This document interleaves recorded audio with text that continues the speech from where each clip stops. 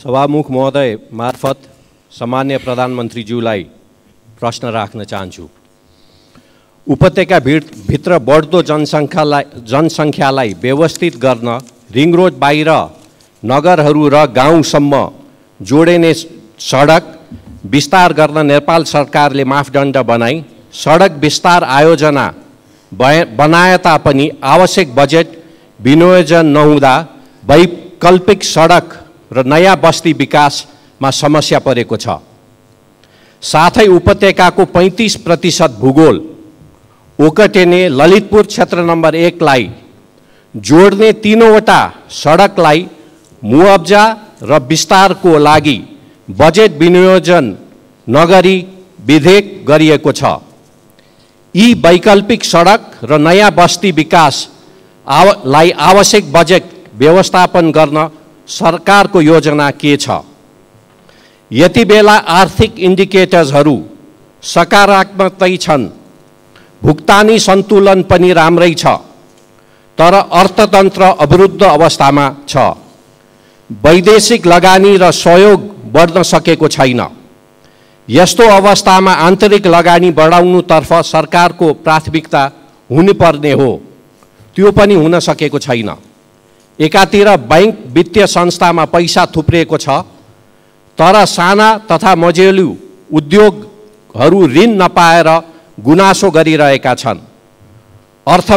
अर्थव्यवस्थाको असन्तुलनलाई सम्बोधन गर्न सरकारको के तयारी छ? र अन्तिममा साथै प्रधानमन्त्रीज्यूको आउँदो चीन भ्रमणका प्राथमिकता र एजेन्डा के हुन्? धन्यवाद। अब सम्माननीय प्रधानमन्त्री श्री पुष्पकमल दाहाल प्रचण्डलाई उक्त प्रश्नको जवाफ दिन अनुमति दिन्छु। सम्मान्य सभामुख महोदय, प्रतिसभाका मान्य सदस्यहरूले यस सम्मानित सदनमा उठाउनु भएका प्रश्नहरूको जवाफ दिने नियमित कार्यतालिका अन्तर्गत म यहाँहरू समक्ष उपस्थित छु।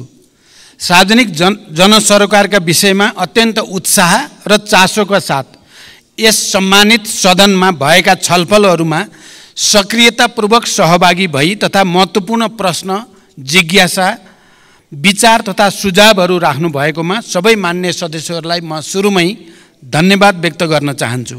यहाँहरूले विभिन्न समयमा उठाउनु भएका प्रश्न, जिज्ञासा, सुझाव तथा धारणालाई सरकारले गम्भीरतापूर्वक लिँदै आएको छ र गम्भीरतापूर्वक लिँदै जाने पनि छ। मेरो नेतृत्वमा सरकार गठन भएको यो अवधिमा सुशासन, सामाजिक न्याय र समृद्धिलाई मुख्य केन्द्रमा राखी राज्यका सम्पूर्ण शक्ति र सामर्थ्यलाई देश र जनताको हितमा अधिकतम परिचालन गर्ने प्रयास गर्दै आएको कुरा यहाँहरूलाई अवगत नै छ। सरकारको मुख्य जोड सङ्घीय लोकतान्त्रिक गणतन्त्रात्मक शासन व्यवस्थाको सुदृढीकरण, अर्थतन्त्रको पुनरुत्थान र सबलीकरण, सार्वजनिक सेवामा जनताको सहज पहुँच, भ्रष्टाचार नियन्त्रण र सुशासनको प्रवर्धन रहेको छ। नागरिकलाई शासकीय प्रणालीप्रतिको भरोसा र सरकारप्रति विश्वास दिलाउँदै सबैतिर आशाको सञ्चार गराउने हाम्रो निरन्तर प्रयास रहँदै आएको छ। यसैगरी विकास निर्माण कार्यलाई गति दिन, शान्ति प्रक्रियालाई यथाशीघ्र निष्कर्षमा पुर्याउन तथा स्वतन्त्र र सन्तुलित परराष्ट्र नीति अवलम्बन गर्दै राष्ट्रिय हित प्रवर्धन गर्न सरकार प्रतिबद्ध रहँदै आएको छ। यति जानकारी सहित अब म मान्य सदस्यले उठाउनु भएका प्रश्नहरूको जवाफ दिन गइरहेको छु। र पहिलो प्रश्न मान्य उदय शमशेर राणाले भर्खरै राख्नुभयो। काठमाडौँ उपत्यकामा पूर्वाधार निर्माणका आयोजना कार्यान्वयनका लागि चालु आर्थिक वर्षको बजेट तथा कार्यक्रममा रकम विनियोजन गरिएको छ। ललितपुर क्षेत्र नम्बर 1 लाई जोड्ने विभिन्न सडकको विस्तार र जग्गाको मुआवजाका लागि आवश्यक बजेट व्यवस्था गर्न सरकारले ध्यान दिनेछ। उत्पादन, उत्पादकत्व र रोजगारी वृद्धि गरी अर्थतन्त्रको पुनरुत्थान तथा उच्च दिगो समावेशी आर्थिक वृद्धि हासिल गर्ने र समष्टिगत आर्थिक स्थायित्व कायम गरी लगानीको वातावरणमा सुधार गर्न सरकार क्रियाशील रहिआएको छ। सरकारले चालेका सुधारात्मक कदमबाट अर्थतन्त्र बिस्तारै लयमा फर्किन सुरु गरेको छ। नेपाल राष्ट्र बैंकले हालै प्रकाशन गरेको प्रतिवेदन अनुसार अर्थतन्त्रका सूचकाङ्कहरू सकारात्मक दिशातिर उन्मुख रहेका छन्। 2080 असार मसान्तसम्म शोधान्तर स्थिति 290 अरब 52 करोड रुपियाँको बचतमा रहेको छ। विदेशी विनिमय सञ्चिति गत वर्षको यही अवधिको तुलनामा 26.6% वृद्धि भई 1539 अरब 36 करोड रुपियाँ पुगेको र यसले करिब 10 महिनाको वस्तु तथा सेवाको आयात धान्न पुग्ने अवस्था रहेको छ। विप्रेषण आयमा रेमिटेन्समा 21.2%ले वृद्धि भई 1220 अरब 56 करोड पुगेको छ। वैदेशिक लगानी प्रवर्धन गर्न नीतिगत र संस्थागत सुधार गर्दै वैदेशिक लगानीको स्वीकृति प्रक्रियालाई सहजीकरण गर्न थ्रेसहोल्ड घटाउने लगायतका कार्य अगाडि बढाइएको छ। जग्गाको कित्ताकाट पूर्ण रूपमा खुलाउने निर्णय भएको र यही भाद्र 11 गते मात्रै नेपाल राष्ट्र ब्याङ्कले लचिलो बजार नीति अनुसार चालु पुँजी कर्जा सम्बन्धी मार्गदर्शन संशोधन गरेको छ। उत्पादनमूलक उद्योगका लागि 3 करोड रुपियाँसम्म कर्जा उपयोग गर्ने ऋणीलाई चालु पुँजी कर्जा सम्बन्धी मार्गदर्शन लागू नहुने भएको छ। ब्याङ्कहरूले उद्योग व्यवसाय वा कम्पनीहरूको सञ्चालन चक्र लगायतका आधारमा अधिकतम वार्षिक कारोबारको 50% सम्म चालु पुँजी कर्जा दिन सक्ने व्यवस्था भएको छ। यसबाट उद्योग व्यवसाय क्षेत्रलाई प्रत्यक्ष लाभ हुनुको साथै आन्तरिक लगानी उत्पादन वृद्धि र बजारमा आर्थिक गतिविधि बढ्नमा सहयोग पुग्ने विश्वास गरिएको छ। यसमा हामी सबैको लामो समयदेखि जुन चासो र चिन्ता थियो त्यसलाई अधिकतम सम्बोधन गर्ने कोसिस भएको छ। निकट भविष्यमा हुने मित्र राष्ट्र चीनको भ्रमण दुई देशबीचको ऐतिहासिक सम्बन्धलाई थप उचाइमा पुर्याउँदै नेपालको सामाजिक आर्थिक विकासका लागि चीन नेपाल सम्बन्धलाई नयाँ गति दिने दिशामा केन्द्रित रहनेछ। भ्रमणका क्रममा यसअघि भएका सम्झौता र समझदारीहरूको कार्यान्वयनमा जोड दिइनेछ। नेपाल र चीन बीचको आर्थिक तथा व्यापार सम्बन्धलाई थप सधन बनाउने, दुई देशबीच रहेका सीमा नाकाहरूको सञ्चालनलाई प्रभावकारी बनाउने र नयाँ नाकाहरू खोल्ने विषयहरू पनि भ्रमणका क्रममा कार्यसूचीमा रहेका छन्। यसैगरी सडक, ऊर्जा, कृषि, विज्ञान तथा प्रविधि तथा व्यापार र विकास सहायता क्षेत्रमा कनेक्टिभिटी, कृषि, शिक्षा र स्वास्थ्य क्षेत्रका रूपान्तरणकारी परियोजनाहरूमा चीनको सहयोग विस्तारको विषय समेत प्राथमिकतामा रहनेछ। अर्का प्रश्नकर्ता माननीय श्री ईश्वरी देवी नेउपाने।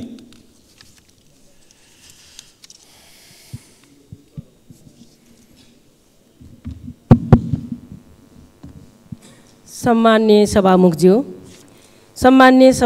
मार्फत सम्मान्य प्रधानमन्त्रीजीलाई मेरो 3 प्रश्न।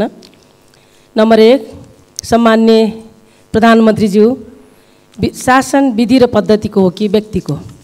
विधि र पद्धतिको हो भने व्यक्ति परिवर्तनले खासै असर नराख्नुपर्ने हो, तर हाम्रोमा विधि पद्धति अवलम्बन भन्दा मन्त्री या कर्मचारी परिवर्तन गरेर नै शासन सुशासन ल्याउन देखाउन खोजेको जस्तो देखिन्छ। यसमा प्रधानमन्त्रीजीको धारणा के छ? नम्बर 2, 131 भाषाभाषी 142 जात जाति बसोबास गर्ने हाम्रो सुन्दर देश नेपाल, यो हाम्रो पुँजी हो, यसलाई बचाएर राख्नु हाम्रो कर्तव्य पनि हो। सयौं थुङ्गा फुलका हामी एउटै माला नेपाली, यसमा मेरो अटल विश्वास छ। वरिय राजनीतिको सैद्धान्तिक वकालत गर्ने पार्टीको नेता सम्मान्य प्रधानमन्त्रीज्यूको अभिव्यक्ति हामीले जितेमा जातीय राज्य उपलब्ध गराउनेछौँ भन्ने भनाइ संविधान विपरीत भएन? कतै यस्तो अभिव्यक्तिले जातीय द्वन्द्व बढाउने त होइन? नम्बर 3, म सुदूरपश्चिमवासी हुँ। सुदूरपश्चिम सरकार आफ्नै भवनबाट कार्य सञ्चालन गर्न कहिलेदेखि पाउँछ? धन्यवाद। सम्माननीय प्रधानमन्त्रीज्यू। सभामुख महोदय, लोकतान्त्रिक विधि र पद्धतिको विकास मार्फत सामाजिक न्याय र सुशासन सहितको समृद्धि हासिल गर्ने दिशामा सरकारका सबै क्रियाकलापहरू केन्द्रित रहेको कुरा म जानकारी गराउन चाहन्छु। सरकार विधिको शासनमा पूर्णतः प्रतिबद्ध रहेको स्पष्ट गर्दछु। बहुजातीय बहुसांस्कृतिक विविधता बोकेको नेपालमा सदियौँदेखि विभिन्न जात जाति वर्ण धर्म र संस्कृतिका जनताहरू आपसी सहकार्य सम्मान र गहिरो सद्भावका साथ मिलिजुली बस्दै आएका छन्। अनेकतामा एकता नेपाली मात्रको विशिष्टता र नेपाली समाजको आधारभूत चरित्र पनि हो। सबैको सहअस्तित्व कायम गर्दै मौलिकताको संरक्षण र सम्वर्धनमा नै हाम्रो राष्ट्रिय एकता दिगो दरिलो भई साँचो अर्थमा राष्ट्रियता बलियो हुनेछ। नेपालको कानुनले हरेक व्यक्ति र सम्प्रदायलाई अरूको धर्म संस्कृति र आस्थामा चोट नपुर्याई आफ्नो धर्म संस्कृतिको पालना गर्ने स्वतन्त्रता प्रदान गरेको छ। अत परापूर्व कालदेखि यहाँ कायम रहिआएको सामाजिक एकता सद्भाव र सामाजिक सहअस्तित्वमा खलल पुर्यान पार्ने कुनै पनि किसिमको कार्य हुन नदिन सरकार दृढ छ, स्पष्ट पनि छ। सामाजिक सद्भावमा खलबल पार्ने वा एक अर्काको संस्कृति र धर्म विरुद्ध हुने द्वेषपूर्ण अभिव्यक्ति र कार्यलाई सरकारले कुनै हालतमा छुट दिन सक्दैन। नेपालको संविधानको पूर्ण पालना गर्नु हामी सबैको साझा दायित्व हो। मैले पहिचानको कुरा गर्दा या कुनै कुरा गर्दा अरू कसैको पहिचान आस्थामाथि कुनै खालको विभेद नगर्ने कुरा पनि म स्पष्ट गर्न चाहन्छु। सुदूरपश्चिम प्रदेशको राजधानी गोदावरीमा निर्माण गर्ने सन्दर्भमा जग्गा प्राप्ति लगायतका विषयमा प्रक्रियामा रहेको जानकारी गराउन चाहन्छु। यद्यपि सुदूरपश्चिममा अझै पनि राजधानीको जमिनको बारेमा अलिकति छलफल चलिरहेको जानकारी पनि मलाई प्राप्त छ। त्यसलाई समेत विचार गरेर यसको छिटै निष्कर्षमा पुर्याइनेछ। अर्का प्रश्नकर्ता माननीय श्री ऐनबहादुर शाही ठकुरी।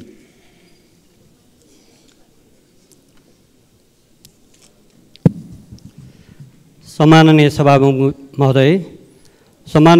महोदय मार्फत सम्माननीय प्रधानमन्त्रीज्यूलाई मेरो प्रश्न यस प्रकार छन्।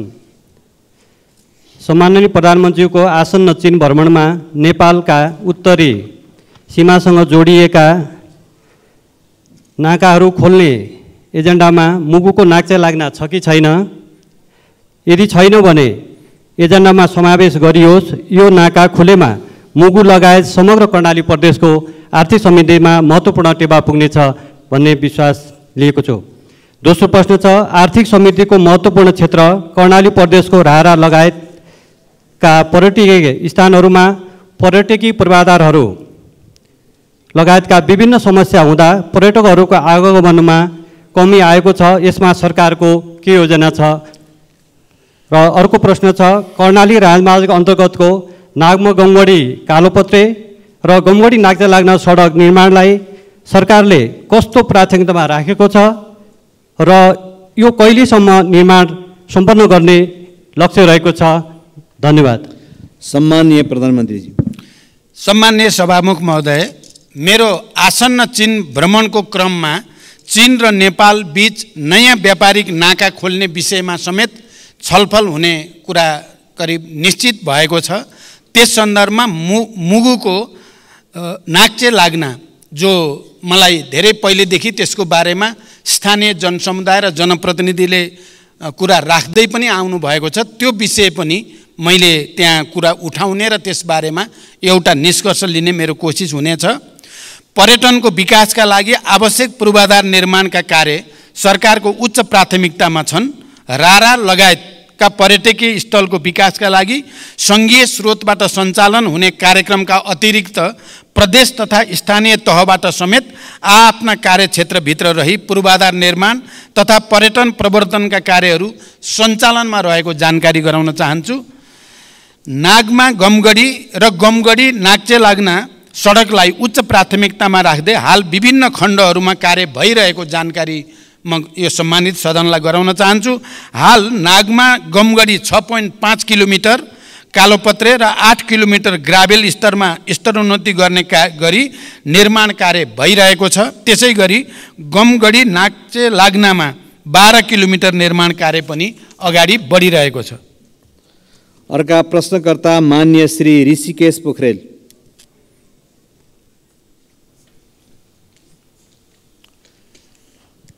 सम्माननीय सभामुख महोदय, सम्माननीय सभामुख मार्फत सम्माननीय प्रधानमन्त्रीज्यूसँग मेरा केही प्रश्नहरू राख्न चाहन्छु। राष्ट्रिय गौरवका आयोजनाहरूमध्ये 2वटा आयोजना पुरा भएको देखिन्छ। 5वटा आयोजनाहरूको काम 75% सकियो भन्ने सुनिन्छ। बाँकी 17वटाको अवस्था के हो र कहिले पुरा हुन्छ? दोस्रो प्रश्न, प्रविधि, सिप र ज्ञान बिना दैनिक 2500 युवा विदेशिँदै छन्। प्रविधि र उद्यमशीलता विकास गरी प्रौद्योगिक शिक्षा दिने उद्देश्यका साथ स्थापनाको लक्ष्य लिएको मदन भण्डारी प्रौद्योगिक विश्वविद्यालयका लागि अघिल्लो सरकारले पूर्वाधार निर्माण तथा विकास समिति गठन गरेको थियो। 7 करोड बजेट पनि छुट्याएको थियो। राष्ट्रिय महत्त्वको यो आयोजना आज कहाँ छ र कहिले पुरा हुन्छ? धन्यवाद। सम्माननीय प्रधानमन्त्रीज्यू। सम्मान्य सभामुख महोदय, राष्ट्रिय गौरवका आयोजनालाई समयमै सम्पन्न गर्न पर्याप्त बजेट सुनिश्चित गरिनुको साथै नियमित अनुगमन पनि भइरहेको छ। म स्वयंले प्रधानमन्त्रीको हैसियतमा प्रधानमन्त्री कार्यालयमा रहेको एक्सन रुमबाट नियमित तवरमा कार्यतालिका बनाएर कार्य प्रगतिको जानकारी लिई कार्य सम्पादनका लागि आवश्यक निर्देशन दिँदै आएको छु। राष्ट्रिय गौरवका आयोजनामध्ये 2वटा सम्पन्न भएका, 14वटाको प्रगति 80% भन्दा माथि रहेको, 5वटाको प्रगति 50 देखि 80% सम्म रहेको र 2टाको प्रगति 50% रहेको स्थिति छ।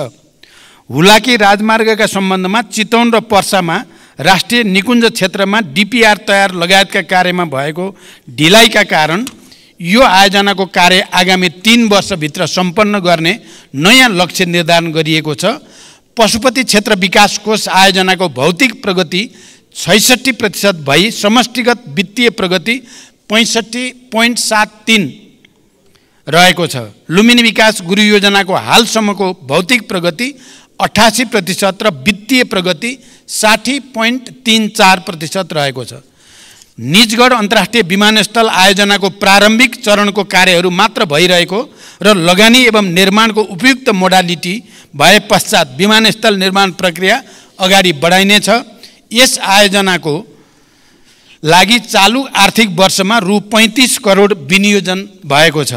मेलम्ची खानेपानी आयोजनामा श्रावण महिनामा आएको बाढीले पुनः हेडवर्क्स पुर्नुका साथै मेलम्ची बजारदेखि हेडवर्क्ससम्मको पहुँच मार्गमा क्षति पुगेको छ। मनसुन रोकिएको 1.5 महिनाभित्र क्षतिग्रस्त संरचनाको मर्मत सम्मार गरी मेलम्चीको पानी वितरणलाई सुचारू गरिने जानकारी गराउन चाहन्छु। सञ्चालनमा रहेका अन्य राष्ट्रिय गौरवका आयोजनाहरूलाई यथाशीघ्र सम्पन्न गर्न सरकारले जोड दिँदै आएको छ। मिति 2077 साल साउन 12 गते मदन भण्डारी प्रौद्योगिकी विश्वविद्यालय विकास समिति गठन भएको हो। समितिको समयावधि 2 वर्ष रहेकोमा सो अवधि समाप्त भएकोले नयाँ गठन आदेश जारी गरी विश्वविद्यालयको आवश्यक पूर्वाधार तयार गर्ने लगायतका कामहरू अगाडि बढाइनेछ। यस विश्वविद्यालयलाई चालु आर्थिक वर्षमा रु 2 करोड बजेट विनियोजन पनि गरिएको छ। अर्का प्रश्नकर्ता मान्य श्री आशा बिक।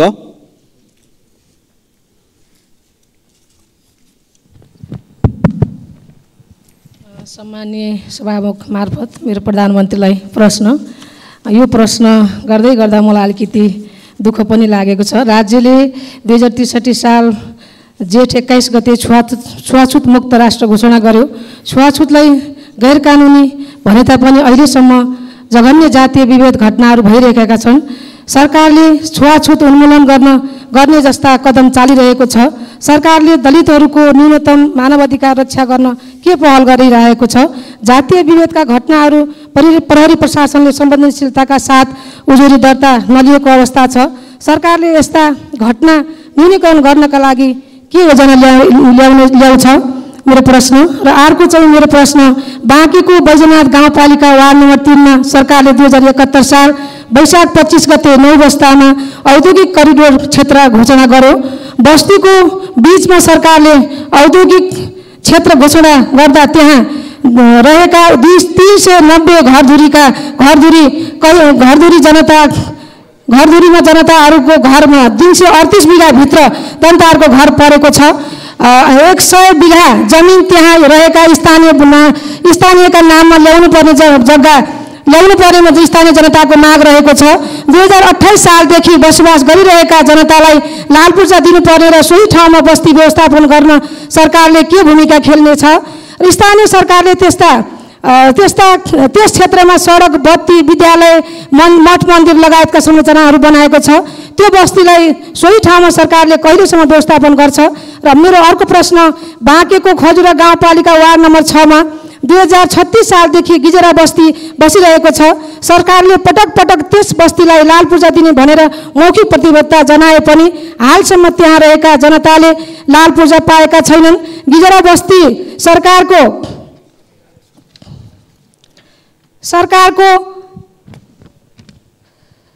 ऐलानी जग्गा र टन्डनको चिनी मिल रहेको क्षेत्रमा बसोबास गरिरहेका छन्। सरकारले बत्ती, पानी, विद्यालय लगायतका संरचना त्यहाँ पनि सबै ठाउँमा जनतालाई उपलब्ध गराएको छ। त्यस क्षेत्रका जनतालाई लाल पूर्जा कहिलेसम्म वितरण गर्छ सरकारले?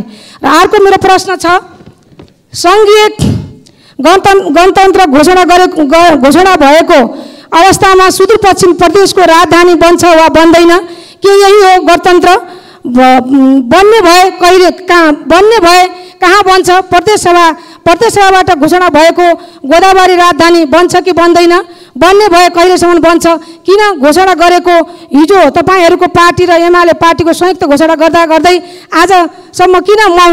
जनता जान्न चाहन्छ। धन्यवाद। सम्माननीय प्रधानमन्त्रीज्यू। सम्मान्य सभामुख महोदय, मान्य सदस्यले सोधेका प्रश्नहरू उत्तरभन्दा पनि लामो जस्तो लाग्यो, तैपनि म संक्षिप्तमा उत्तर दिने कोसिस गर्छु। नेपालको संविधानले छुवाछुत तथा भेदभाव विरुद्धको हकलाई मौलिक हकको रूपमा सुनिश्चित गरेको छ। जातका आधारमा गरिने छुवाछुत तथा भेदभाव जन्य कार्यलाई गम्भीर सामाजिक अपराधको रूपमा लिँदै कानुन बमोजिम दण्डनीय हुने र त्यस्तो कार्यबाट पीडित व्यक्तिलाई कानुन बमोजिम क्षतिपूर्ति पाउने हकको प्रत्याभूति पनि गरिएको छ। सरकार यो मौलिक हकको पूर्ण कार्यान्वयनको लागि प्रतिबद्ध रहेको छ। यद्यपि मौलिक हकहरूको कार्यान्वयनका लागि सबै तहबाट अझै घनीभूत प्रयास पनि आवश्यक छ। यो समस्या देशको एउटा लामो सांस्कृतिक समस्या पनि भएको हुनाले यसको समाधानको निम्ति कानुनलाई प्रभावकारी कार्यान्वयनको निम्ति पनि सबै क्षेत्रको सहयोग अनिवार्य छ। जातीय विभेदका घटनामा प्रहरी प्रशासनले संवेदनशीलताका साथ उजुरी नलिएको भन्ने कुरामा सरकारको गम्भीर ध्यानाकर्षण भएको छ। यस्ता घटनाको छानबिन गरी दोषीलाई कारबाही गरिने र यस्ता घटना आगामी दिनमा हुन नदिन सरकारको गम्भीर ध्यान रहेको जानकारी गराउन चाहन्छु।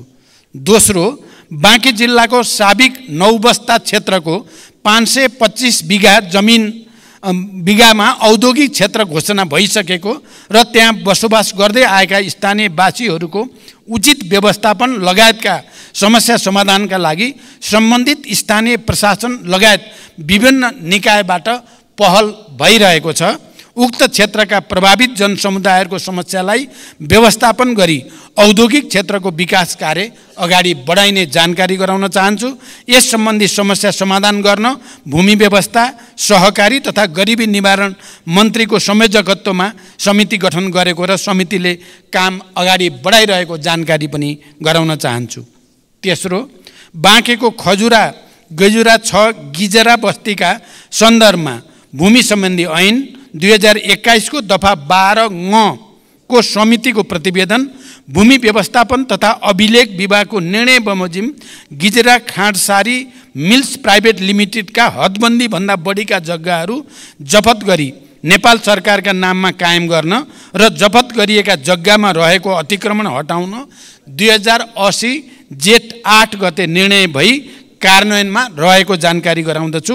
उक्त क्षेत्रमा बसोबास गर्दै आएका भूमिहीनलाई जग्गा उपलब्ध गराउन भूमि समस्या समाधान आयोगले कार्य अगाडि बढाइरहेको जानकारी पनि म गराउन चाहन्छु। सुदूरपश्चिम प्रदेशको राजधानी गोदावरीमा निर्माण गर्ने सन्दर्भमा जग्गा प्राप्ति लगायतका विषय प्रक्रियामा रहेको जानकारी मैले अघि नै गराइसकेको छु। यस सम्बन्धी उठेका छलफल बहसलाई पनि मध्यनजर गरिएको जानकारी पनि मैले गराइसकेको छु। अर्का प्रश्नकर्ता मान्य श्री उर्मिला माझी।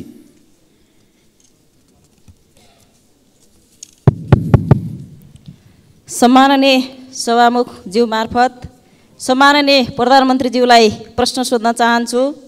सम्माननीय सभामुखज्यू, हाम्रो देश नेपाल कृषि प्रधान देश हो। यहाँका 65% बढी जनसङ्ख्या कृषिमै आश्रित देखिन्छ। तर पछिल्लो अवधिमा नेपालको उत्पादनको हिस्सा घट्दै गएको मात्र होइन, सामान्य भन्सामा प्रयोग हुने सबै चिज आयातमा निर्भर गर्नुपर्ने बाध्यता खडा हुँदै गएको छ। कृषि क्षेत्रमा लगानी अत्याधिक हुने तर प्रतिफल अत्यन्तै न्यून हुने प्रक्रियाले गर्दा कृषिप्रति मानिसको आकर्षण र लगाव निरन्तर घट्दो छ। सरकारले उत्पादन वृद्धि गर्न र जनतालाई कृषिमै जीवन देख्ने गरी कृषि पेसालाई गर्विलो पेसा बनाउन कस्तो योजना निर्माण गर्दैछ? धन्यवाद। सम्माननीय प्रधानमन्त्री। सभामुख महोदय, सबल आत्मनिर्भर अर्थतन्त्रको निर्माणका लागि कृषि क्षेत्रमा गुणात्मक र रूपान्तरणकारी परिवर्तन सरकारको प्राथमिकतामा रहेको छ। कृषि क्षेत्रको उत्पादन र उत्पादकत्व बढाउन कृषि क्षेत्रमा आधुनिकीकरण, यान्त्रिकीकरण र व्यवसायीकरणलाई सरकारले उच्च रूपमा जोड दिँदै आएको छ। कृषि क्षेत्रमा विगतदेखि लगानी गर्दै आएको र यसबाट उत्पादन र उत्पादकत्वमा समेत केही वृद्धि भइरहे पनि अपेक्षित प्रतिफल प्राप्त हुन नसक्नुका कारणहरू पहिल्याउँदै उत्पादकत्व वृद्धिका लागि विभिन्न कार्यक्रमहरू सञ्चालनमा रहेका छन्। सरकारले प्रधानमन्त्री कृषि आधुनिकीकरण परियोजना लगायत प्रदेश र स्थानीय तह मार्फत उल्लेख्य रकम विनियोजन गरी कृषि क्षेत्रमा पर्याप्त साधन स्रोत परिचालन गर्ने नीति लिएको छ। कृषि उत्पादनको वृद्धिका लागि सिँचाइको सुविधाको विस्तारलाई जोड दिनुको साथै रासायनिक मलको आपूर्ति समयमै हुने कुराको सुनिश्चितता गरिएको छ। साथै कृषि बाली वस्तुहरूको विशेष उत्पादन क्षेत्र जस्तै जोन, सुपर जोन, उन्नत बिउ बिजनको विकास, उत्पादन तथा वितरणको लागि एकीकृत राष्ट्रिय कार्यक्रम सञ्चालनमा रहेका छन्। कृषि उपजको बजार सुनिश्चितताका लागि विभिन्न कार्यक्रमहरू सञ्चालन भइरहेका छन्। त्यसैगरी दूध तथा मासुमा आत्मनिर्भरताका लागि पशु नस्ल सुधार, आहार व्यवस्थापन तथा पशु स्वास्थ्य सुधारका कार्यक्रमहरू पनि सञ्चालनमा रहेका छन्। बाँझो जमिनमा कृषि प्रवर्धन कार्यक्रम, फलफुल क्षेत्र विकास तथा ग्रामीण कृषि उद्यम विकासका कार्यक्रमहरू सञ्चालनमा रहेका छन्। कृषि उत्पादन क्षेत्रको जोखिम व्यवस्थापन गर्न कृषि बिमा कार्यक्रम सञ्चालनमा रहेको छ, जस अन्तर्गत बिमा प्रिमियममा 80% अनुदान सङ्घीय सरकारले उपलब्ध गराउने गरेको छ। कृषि क्षेत्रमा लगानी बढाउन सहुलियत दरमा कृषि कर्जाको विस्तार तथा दायरा बढाउँदै पनि लगिएको छ। उत्पादित कृषि वस्तुहरूको बजारको सुनिश्चितताका लागि धान, गहुँ, उखु लगायतका बालीको न्यूनतम समर्थन मूल्य निर्धारण गर्ने लगायतका कार्यक्रमहरू पनि सञ्चालनमा रहेका छन्। कृषि पेसालाई सम्मानजनक र मर्यादित बनाउन कृषकहरूलाई नियमित तवरमा पुरस्कृत गर्ने कार्यक्रमहरू जस्तै राष्ट्रपति कृषक पुरस्कार कार्यक्रम सञ्चालनमा रहेका छन्। कृषि पेसालाई दिगो, दरिलो र गर्विलो बनाउन सरकार प्रतिबद्ध छ, तर अहिलेसम्म जे जति भएको छ त्यसबाट सन्तुष्ट हुने स्थिति भने पक्कै पनि छैन।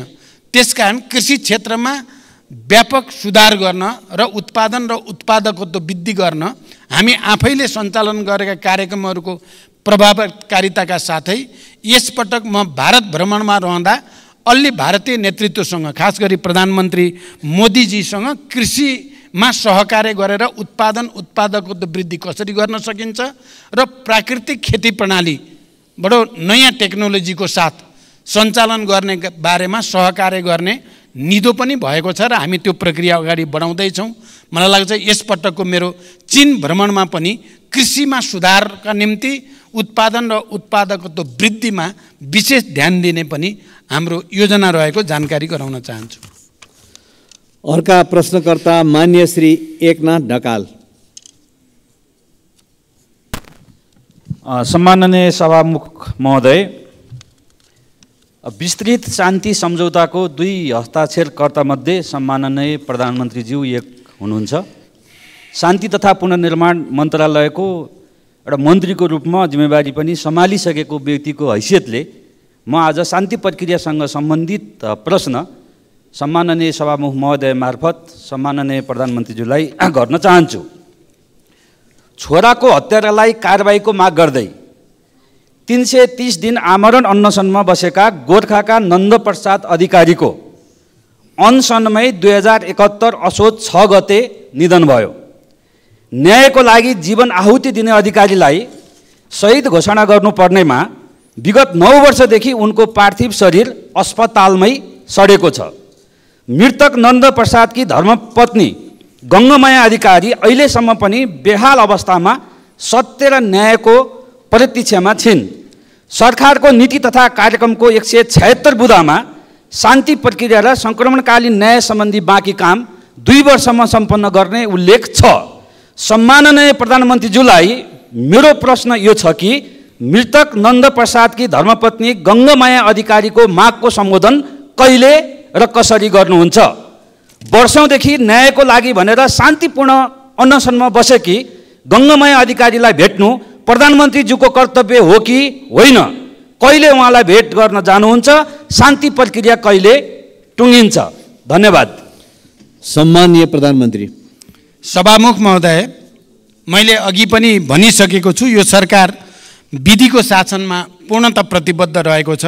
जनताको स्वतन्त्रता, समानता, सहअस्तित्व र मानवाधिकारको रक्षाको लागि सरकार निरन्तर प्रतिबद्ध छ। सरकारले अदालतको निर्णयको सदैव सम्मान गर्दै कार्यान्वयनमा तदारुकताका साथ पहल गर्दै पनि आएको छ। नेपालको संविधानको धारा 276 मा राष्ट्रपतिले कुनै न्यायिक वा अर्धन्यायिक निकाय वा प्रशासकीय पदाधिकारी वा निकायले गरेको सजायलाई कानुन बमोजिम माफी, मुल्तवी, परिवर्तन वा कम गर्न सक्ने संवैधानिक व्यवस्था रहेको कुरा जानकारीमै छ हामी सबैलाई। संविधानको उक्त व्यवस्था र मुलुकी फौजदारी कार्यविधि संहिता 2074 मा समेत रहेको व्यवस्था बमोजिम रेशम चौधरीले गृह मन्त्रालय मार्फत सम्मान्य राष्ट्रपतिज्यूलाई सम्बोधन गरी निवेदन दिनुभएकोमा महान्यायाधिवक्ताको कार्यालयको राय समेतका आधारमा प्रचलित कानुन बमोजिम नै नेपाल सरकार मन्त्री परिषदबाट गणतन्त्र दिवस 2080 का अवसरमा निजलाई माफी गर्नका लागि सिफारिस गरिएको तथ्य म प्रश्न गर्न चाहन्छु। द्वन्द्वकालीन घटनालाई न्यायिक सम्बोधन गर्ने गरी सङ्क्रमणकालीन न्याय सम्पादनका लागि बेपत्ता पारिएका व्यक्तिको छानबिन तथा सत्य निरूपण तथा मेलमिलाप आयोग गठन भएको र सङ्क्रमणकालीन न्याय यथाशीघ्र सम्पादन गर्न नेपाल सरकार प्रतिबद्ध रहेको छ। सङ्क्रमणकालीन न्याय सम्बन्धी सङ्घीय सदनमा दर्ता भएको विधेयक पारित भएसँगै सङ्क्रमणकालीन न्यायका मुद्दाहरू सम्बोधन हुने कुरामा नेपाल सरकार विश्वस्त रहेको छ। प्रचलित कानुनी व्यवस्थाको अधीनमा रही नेपाल सरकार तथा अन्तर्गतका निकायबाट गङ्गामाया अधिकारीलाई मानवीय सेवा प्रदान र संरक्षणका कार्य भइ नै रहेका छन्। अस्पतालको विवरण अनुसार निजको स्वास्थ्य अवस्था सामान्य नै रहेको र उपचारका लागि सरकारले रु 37,47,000 उपलब्ध गराएको कुरा पनि म यहाँ जानकारी गराउन चाहन्छु। अर्का प्रश्नकर्ता मान्य श्री आसमा कुमारी चौधरी।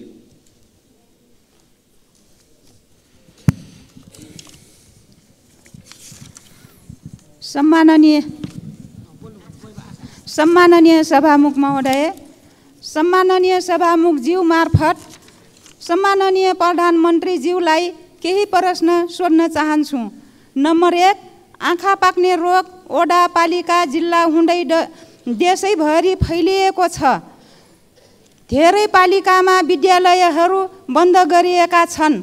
त्यसबाट अत्याधिक बालबालिका प्रभावित भएका छन्। स्वास्थ्य मन्त्रालय र प्रधानमन्त्रीज्यू स्वयं यसको निराकरणको लागि के गर्दै हुनुहुन्छ? नम्बर 2, नेपालले आर्थिक वर्ष 2079-80 मा भारतलाई 10 अर्ब 45 करोड रुपैयाँको बिजुली बिक्री गरेको छ। उक्त वर्ष 19 अर्ब 44 करोड रुपैयाँको बिजुली किनिएको छ, सरकारले किन ठान्दैछ, डोबर आपूर्ति भइरहेछ भन्न किन डराउँछ? त्यही बिजुली हामीले किन्दा महँगो र बेच्दा सस्तो किन? धन्यवाद। सम्माननीय प्रधानमन्त्री। सभामुख महोदय, देशका विभिन्न भागमा आँखा पाक्ने एक्युट भाइरल कन्जक्टिभाइटिस संक्रामक रोग नियन्त्रण गर्न स्वास्थ्य तथा जनसङ्ख्या मन्त्रालयले देशभरका अस्पतालबाट अभियान सञ्चालन गरिरहेको छ। समुदाय स्तरमा जनचेतना वृद्धि गर्न प्रचार प्रसारका कार्यहरूका साथै सङ्क्रमितहरूलाई सहज रूपमा औषधि उपचारको व्यवस्था मिलाइएको छ। यसका साथै स्वास्थ्य सेवा विभागका महानिर्देशकको अध्यक्षतामा सङ्घीय द्रुत प्रतिकार्य समितिको गठन भई रोकथाम र प्रबन्धनका विभिन्न कार्यहरू पनि भइरहेको जानकारी गराउन चाहन्छु। दोस्रो, हाल नेपालको कुल जडित विद्युत क्षमता करिब 2800 मेगावाट पुगेको छ। तर देशको विद्युत उत्पादनको परिमाण हिउँद र वर्षायाममा एकै नासको छैन। वर्षाको तुलनामा हिउँदमा विद्युत उत्पादनमा निकै ह्रास आई झन्डै 1/3 मात्र उत्पादन हुने गर्दछ। हाल विद्युत उत्पादन र मागको आधारमा विद्युतको निर्यात र आयातको व्यवस्था मिलाउने गरिएको छ। खास गरी हिउँदयाममा नदी प्रवाहमा आधारित रन अफ द रिभर प्रणालीबाट उत्पादित विद्युतमा ठुलो ह्रास आउने हुँदा छिमेकी देशबाट बिजुली आयात गरी आन्तरिक माग धान्नुपर्ने स्थिति छ। आगामी केही वर्षभित्रै विद्युतमा आत्मनिर्भर हुने उद्देश्यले स्वदेशमै पर्याप्त बिजुली उत्पादन गर्न विभिन्न स्तरका आयोजनाहरूको निर्माणलाई अघि बढाइनुको साथै विद्युत प्रसारण तथा वितरण प्रणालीको कामलाई पनि विस्तार गर्दै लगिएको छ। अहिले विद्युत आयात निर्यातको दर दैनिक रूपमा प्रतिस्पर्धा गरी तय हुने गरेको छ। यस वर्ष तुलनात्मक रूपमा हिउँदको समयमा अधिक सुक्खा हुन गई देशभित्रका विद्युत आयोजनाहरूबाट विद्युत उत्पादन कम हुन गएको छ। अघिल्लो आर्थिक वर्षमा नेपाल विद्युत प्राधिकरणले 1854.5 गिगावाट आवर विद्युत र रु 18 अरब 54 करोडमा आयात गरेको थियो भने नेपालबाट 1333 गिगावाट आवर विद्युत निर्यात गरी रु 10 अरब 43 करोड आम्दानी गरेको थियो। गत वर्षको तुलनामा यस वर्ष विद्युत निर्यातमा वृद्धि भएको छ र क्रमशः विद्युत उत्पादन बढ्दै जाँदा विद्युतको निर्यात पनि बढ्दै जाने कुरा जानकारी गराउन चाहन्छु। रुस र युक्रेनको युद्धका कारण कोइलाको आपूर्ति असहज भई छिमेकी देशमा विद्युतको उत्पादन लागत बढ्न गएकोले पनि स्वदेशमा विद्युतको उत्पादन कम हुने समयमा आन्तरिक माग पूरा गर्न प्राधिकरणले केही महँगो मूल्यमा बिजुली आयात गर्नु परेको कुरा पनि म यहाँ स्पष्ट गर्न चाहन्छु। धन्यवाद। अर्का प्रश्नकर्ता माननीय श्री उर्मिला थेबे।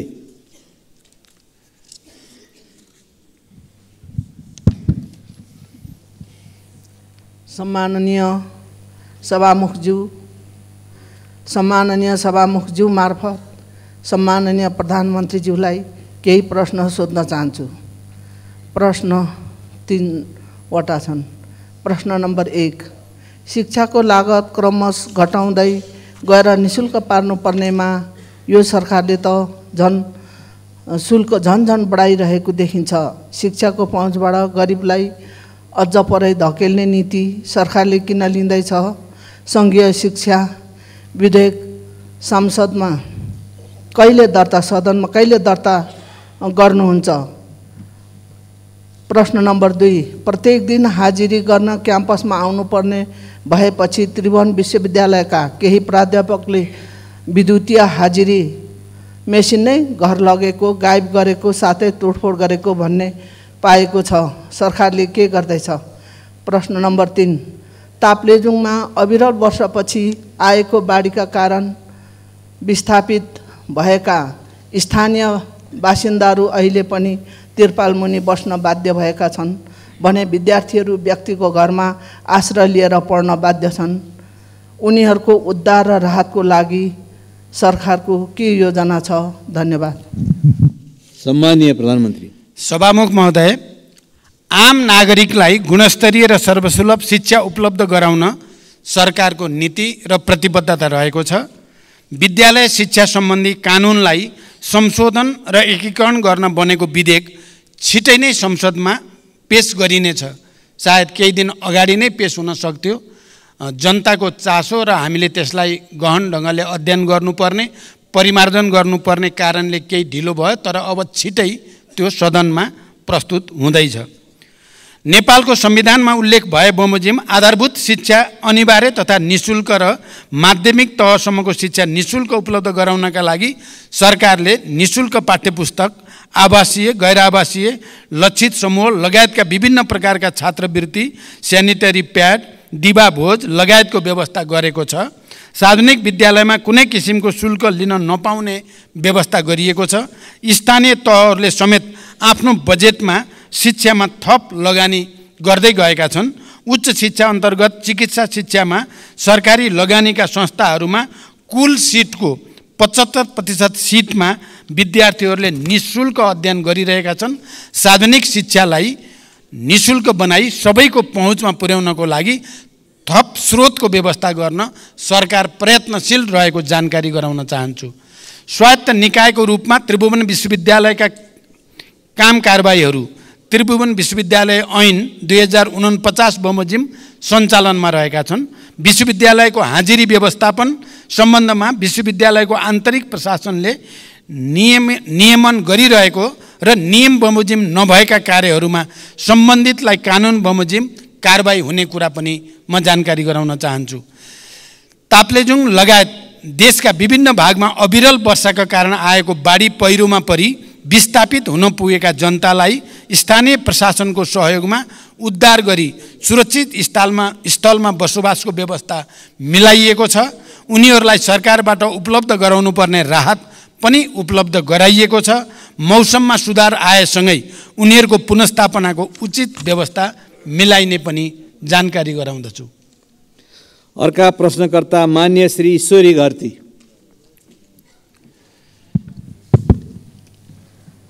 सम्मान्य सभामुख महोदय मार्फत सम्मान्य प्रधानमन्त्रीज्यूलाई केही प्रश्न सोध्न चाहन्छु।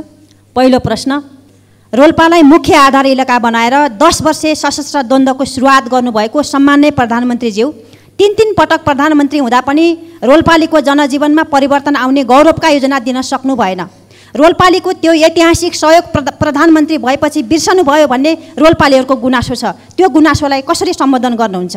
दोस्रो प्रश्न, जुम्ला लगायतका जिल्लामा स्याउ पाक्ने समय आयो। स्याउले बजार भाउ नै नपाउने अवस्था आउन सक्छ र आइरहेको पनि छ। यसको व्यवस्थापनमा सरकारको के योजना छ?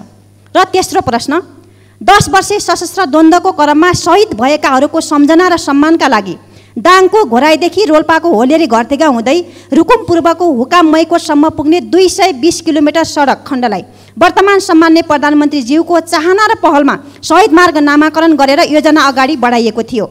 बजेट अभावमा योजना निकै कछुवा गतिमा भई अझै सम्पन्न हुन सकेको छैन।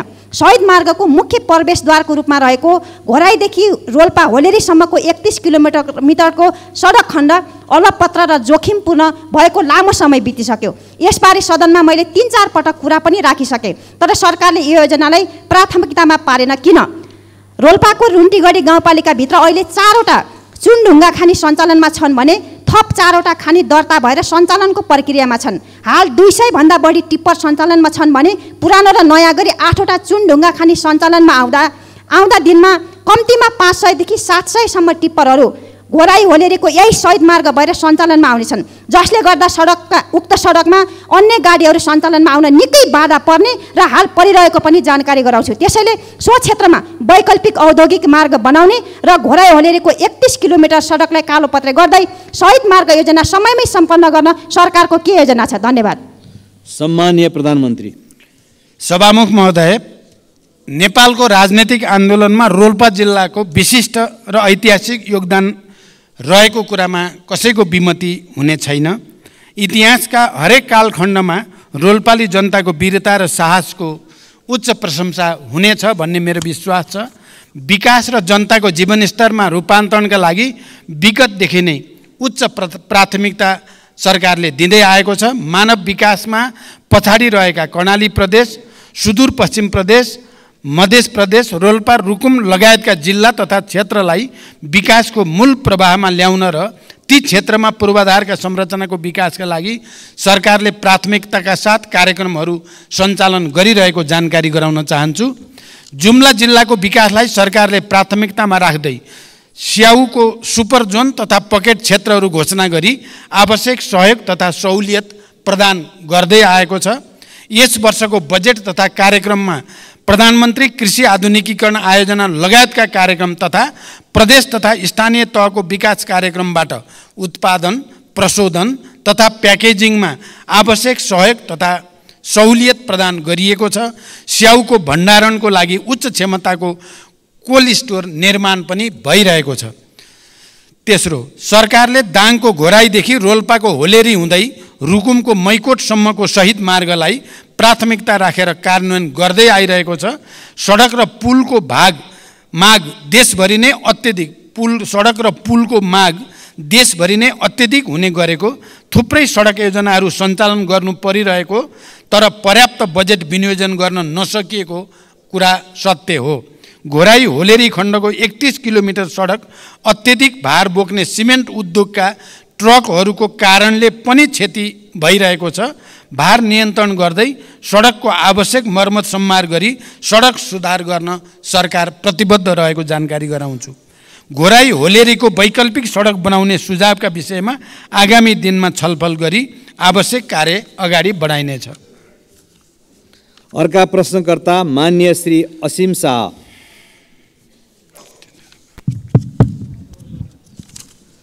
सम्मानीय सभामुख मार्फत सम्मानीय प्रधानमन्त्रीज्यूलाई प्रश्न सोध्न चाहन्छु।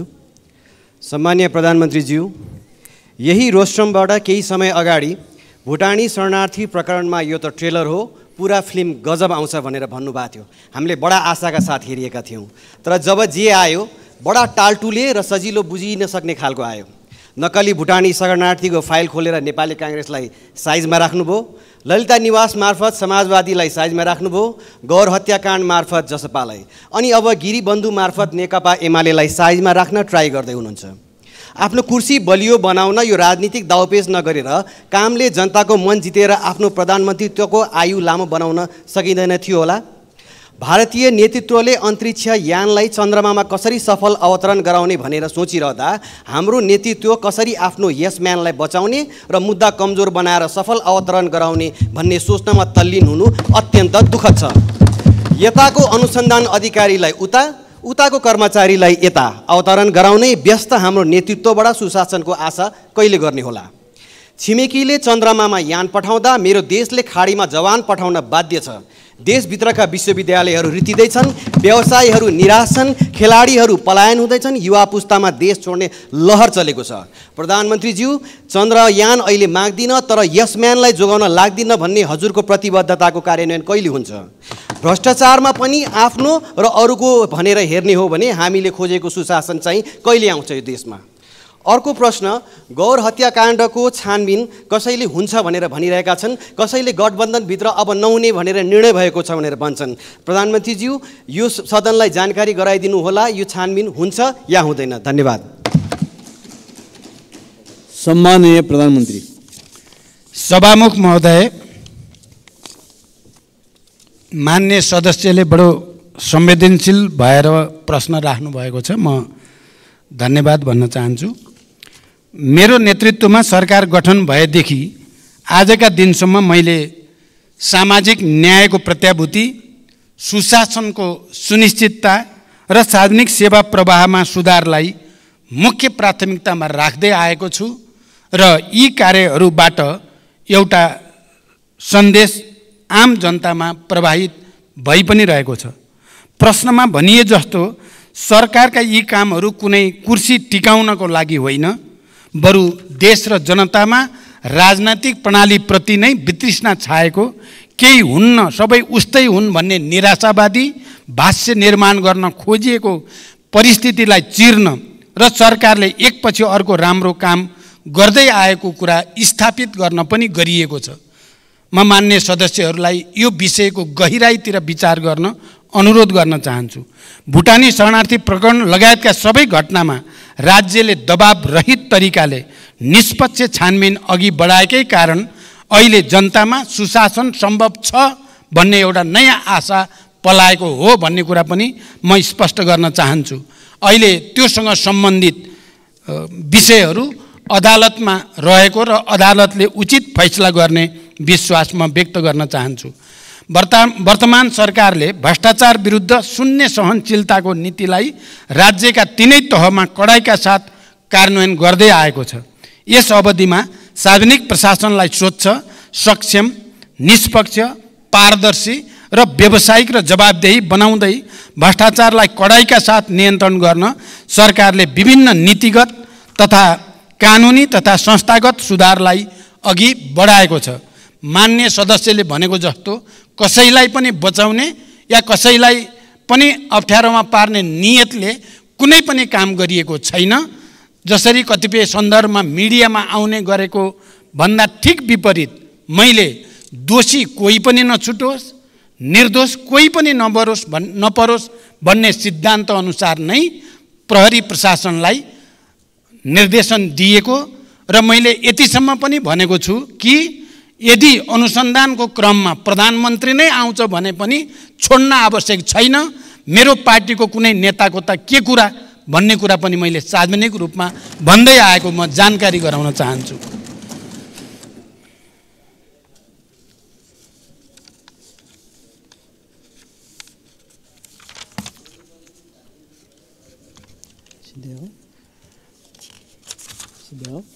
सबै किसिमका भ्रष्टाचारलाई तथ्य र प्रमाणको आधारमा अनुसन्धान छानबिन गरी दोषीलाई कानुनको दायरामा ल्याउन सरकार अहिले पनि उत्तिकै प्रतिबद्ध छ। भ्रष्टाचारको मामिलामा यो आफ्नो या यो पराए भनेर सरकारले कसैलाई विभेद गरेको छैन, गर्ने पनि छैन। कानुनी समानताको सिद्धान्तलाई सरकारले पूर्णतः आत्मसात गरेको छ, गरिरहनेछ। सभामुख महोदय,